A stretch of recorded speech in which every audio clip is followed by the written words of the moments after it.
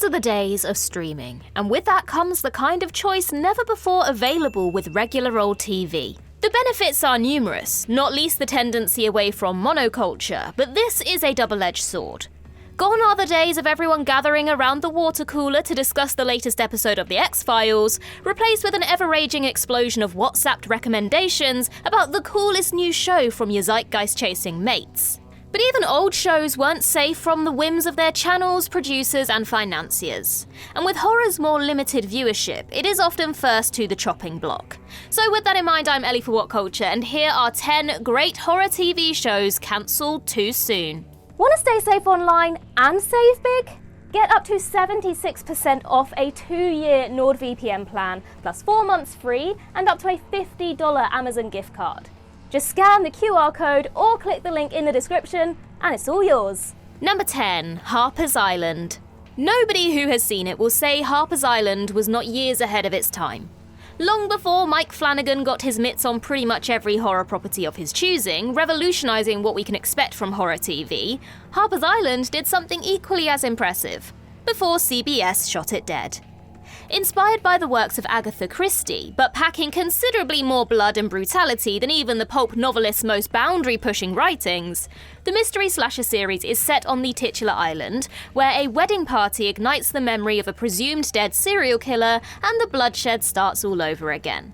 Designed as a standalone story, Harpers Island was exciting and dangerous at a time when a lot of TV was not. Killing off key characters in gruesome fashion, plot armor be damned. Unfortunately, ratings went downhill from pretty much day one, and though the entire series aired, CBS was not inclined to greenlight a second season. What second season, we hear you cry? Well, that would be the second season in an anthology format, with each series dealing with a new story and set of characters, a la American Horror Story, a whole 2 years before American Horror Story hit screens. What could have been? Number 9, First Kill. Twilight did a lot of damage to the teen vampire brand and goodwill established by Buffy the Vampire Slayer, and the years following the vamp boom have been rough on the genre. Nonetheless, plenty films and shows have sought to revive the creatures of the night, and some have even been, dare we say, successful. Teenage vampire series First Kill mixes biblical lore, world mythology, high school and young lesbians with sharp teeth, the likes of which Coleridge couldn't possibly have imagined when penning the retrospectively sedate Christabel. 16-year-old vamp Juliet Fairmont must make her first kill as a rite of passage, but she finds herself struggling with the ethics of it all, and her spicy feelings towards new girl Calliope Burns. Campy tone and silly names aside, the series was a hit with teen, lesbian and gay audiences. Despite clearing at least 100 million viewing hours in its first month on Netflix, the streamer axed the show. While many claimed this was an attack on queer media, the reality of it is that Netflix has become ruthless in recent years, and if a show isn't at the very top of its game from the off, it has to go. Number 8, Chucky. God only knows there's enough Chucky media out there. What with the evergreen supernatural slasher franchise having spawned 7 original series films, 1 remake, 2 short films, and 1 3-season show. Nonetheless, the cancellation of the sci-fi series was a major blow to fans. Easily the best Chucky media of the past decade and a half, and arguably the best since the original trilogy, Chucky, the show, takes everyone's favourite pint-sized ginger killer and lets him flourish in a way the films just never had time for. With no need to close on the character's death or defeat after a couple of hours, the series takes the Miniman out of the box and lets him unleash bloody chaos around Hackensack City, while also laying out some serious background in Charles Lee Ray, the real killer who inhabits the doll's body. Alas, the fun really does come to an end, and Sci-Fi gave the little guy the boot after just 3 seasons, leaving several plot threads dangling. Talks of a mini-final series or possibly a film went down, but nothing came of them, so we'll just have to make do with what we've got. Number 7, Late Night Horror. The BBC has a rather strong record on horror, remaining innovative and exciting across the majority of its century in broadcasting, so far. But that doesn't mean the people in charge always make the right move. Horror anthology series Late Night Horror lit up screens in the late 1960s, running for a 6-episode season on BBC Two, and featuring the writing talents of Roald Dahl and Arthur Conan Doyle behind its stories. But its black and white tales of vampires, ghosts, and child murderers was too much for audiences at the time, many of whose exposure to the horror genre was solely through novels, short stories, and radio plays. By 1970, the show was cancelled amid a slew of viewer complaints. Running against the grain of its innovation, the BBC has a spotty history of archiving, failing to archive and preserve some pretty major material, including even big-name titles like Doctor Who. And so, as late-night horror was cancelled so soon, there was no impetus for the corporation to store, archive, and preserve the existing episodes correctly, meaning there is only one episode of the show available today, The Corpse Can't Play, about a murder at a child's party, recovered on a 16mm reel in the 1980s, with the others being lost to time. Number 6. Ash vs. Evil Dead. Ever since Sam Raimi first put his name to an Evil Dead movie, he's had a rough old time of it. Trying to wrangle back the rights to the first film caused him to remake it within the second film, and production nightmares and litigation involving the producers held up the third film until 5 years after that. Since then, there have been soft remakes, soft reboots, and one direct continuation, the latter of which didn't hold out for nearly as long as anyone wanted. That direct continuation is Starz TV show Ash vs. Evil Dead, which pits Bruce Campbell's Ash and a host of characters new to the franchise against the titular Evil Deadites once again. The big guy drags himself out of a life of sloth and alcohol to save humanity again, along the way contributing a bunch of new blood-soaked iconic moments and cheesy quips to the franchise.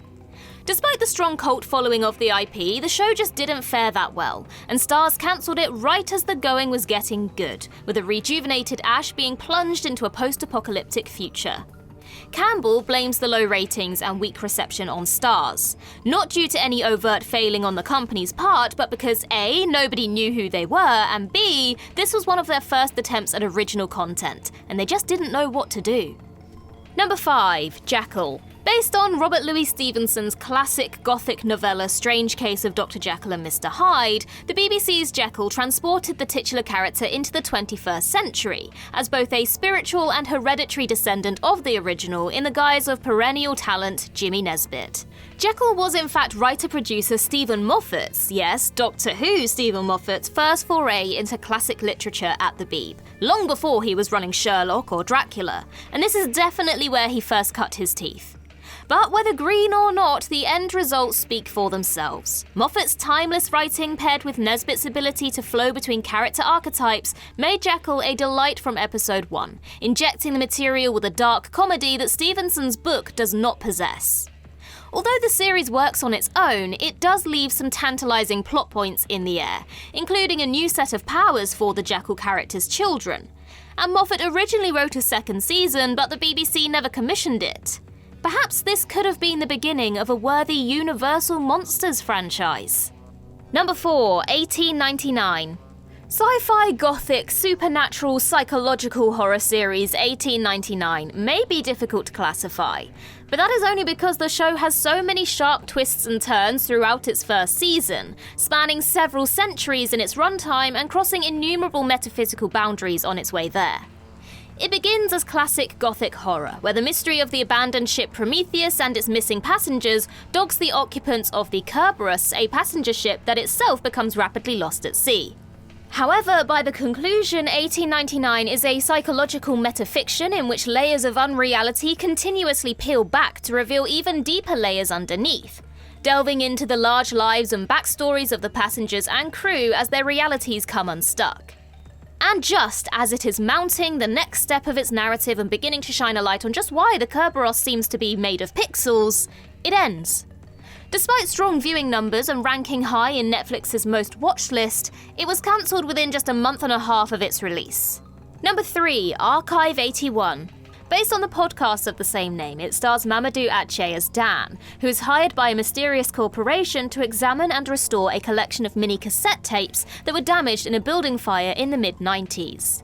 In these tapes, Dan discovers Melody, who is making a documentary project on the apartment building that burned down, which supposedly holds the answers to her mother's disappearance.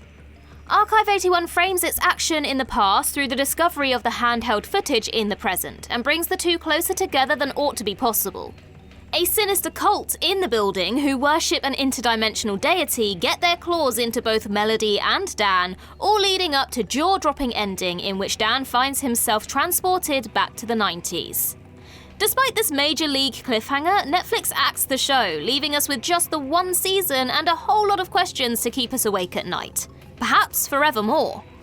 Number 2. Hannibal. Hannibal Lecter is an icon of the page and screen, having appeared in numerous terrifying incarnations for the past 44 years.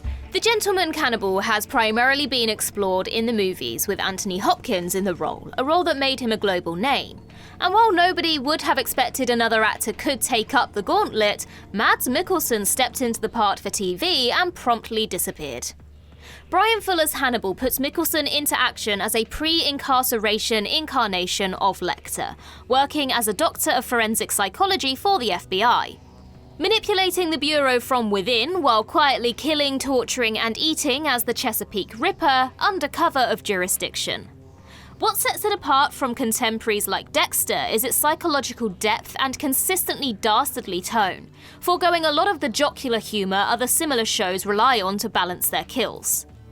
The show scored highly with audiences and critics across its 3 seasons, but ratings gradually declined and it was too costly a show to keep going on goodwill and happy customers alone. Number 1. Angel.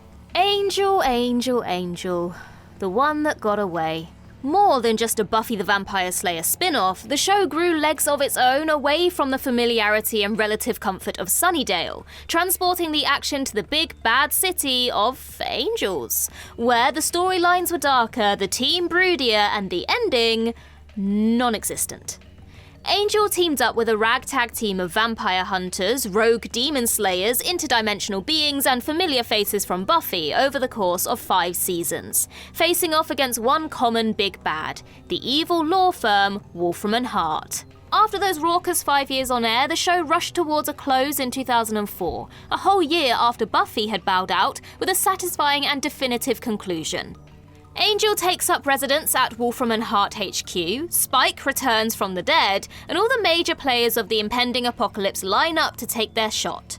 But the big finale never comes. Our heroes are left standing in a rain-soaked alley preparing to take on the legions of hell, and then it just kind of ends. Joss Whedon teed up the climax of the show and final season, and the WB cancelled it, catching everyone off guard.